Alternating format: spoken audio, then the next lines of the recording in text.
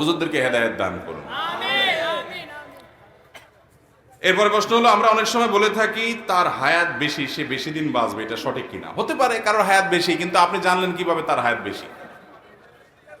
অনেক সময় দেখা যায় কারোর আলাপ আলোচনা করতেছেন, হঠাৎ করে সে হাজির হয়ে গেছে, তো বলে কি, এই তোর হায়াত আছে রে, বলে না? এটা কোনো কথা? হায়াত তো আছে, হায়াত না হলে সে আসলো কেমনে? এটা কোনো কথা আছে ভাই? হায়াত আছে, তোর হায়াত তো আমার আছে বেটা, না হলে আমি এলাম কেমনে? এটা তোমার বলার কি আছে যে আমার হায়াত আছে কিনা?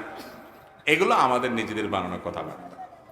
এরপর প্রশ্ন হলো, মিলাদুন্নবী মাহফিলে এক হুজুর হাদিস থেকে প্রমাণ দেন মিলাদুন্নবী আছে আর বাকি সব বেদাত।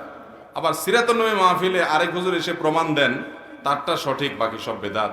এখানে কোন পথ সঠিক, আমি কোনটা মানবো? আমি জেনারেল লাইনে শিক্ষিত ভাই, আমি এই সম্পর্কে বলি, আপনার প্রশ্ন শুনে মনে হয় আপনি ভাজা মাছটাও উল্টে খাইতে পারেন না। আপনি এত সোজা সরল মানুষ যে হুজুররা একজন আপনারা হাইকোর্ট দেখায়, আরেকজন সুপ্রিম কোর্ট দেখায়, আপনি কোন দিকে যাবেন কুল পাচ্ছেন না। আপনি জেনারেল শিক্ষিত মানুষ, আপনি কোরআন হাদিস সম্পর্কে আপনার ধারণা নাই। হুজুররা আপনারা একজনে একদিক বলে, এই জন্য আপনি এখন দিশেহারা, আপনি বিরক্ত, আপনার মেজাজ গরম, হুজুররা এত রকম কথা বলে কেন? বাহ, এটা আল্লাহরে যা বলিয়েন কিয়ামতের দিন, আল্লাহ আমার কি দোষ, এই মৌলবীরা একটা একটা একদিকে টানছে, আমি কোন দিক যাব? মায়ের একটাও নিচে হবে না। আল্লাহ বলবে, দুনিয়ার সব ঠিকই বুঝছো, শুধু ইসলামটার বেলা আসলে হুজুরদের দোষ দিয়া বলছে, হ্যাঁ হুজুররা একটা বলে, আমি কোনটা করব?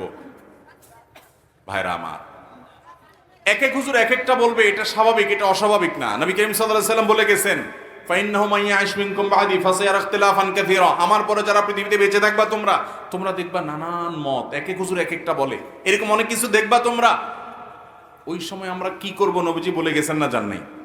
তিনি বলে গেছেন, ফালাইকুম বিসুন্নতি, তোমরা দেখবা আমি কি করছি, রাসূল সাল্লাল্লাহু আলাইহি সাল্লাম কি করছে, কোন হুজুর কি বলে দেখো, হুজুর কোরআন থেকে হাদিস থেকে রেফারেন্স দেয় কিনা, সম্ভব হলে মিলাও, বাংলা অনুবাদ হয়ে গেছে সব, এরপরে তুমি সেটা অনুযায়ী আমল করো।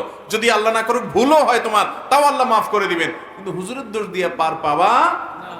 আমি প্রায় সময় বলার চেষ্টা করি ভাই, একটা এক্সাম্পল দিয়া।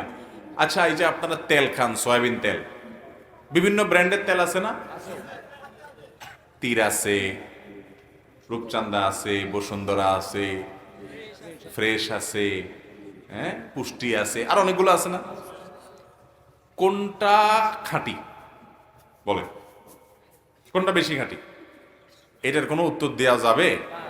কারণ সব কোম্পানির বোতলের গায়ে লেখা আছে 100% খাঁটি। আজ পর্যন্ত কোনো কোম্পানি পাইছেন যে বলে ভাই আমি 2 নম্বরই কথা বলি না, আমার 99% খাঁটি, 1% ভেজাল আছে? এরকম বলে কেউ?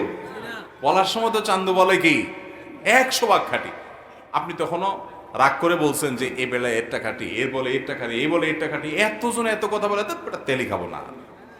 শেয়ানা পাবলিক, এখানে তো এটা বলেন না।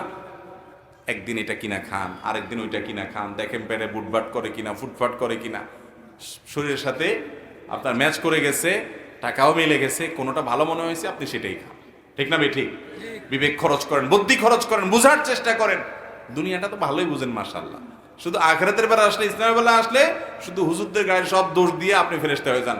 আমরা কোন দিক যাব? বাহ, আল্লাহ আপনাকে আকল বিবেক দিছে না, দেয় নাই?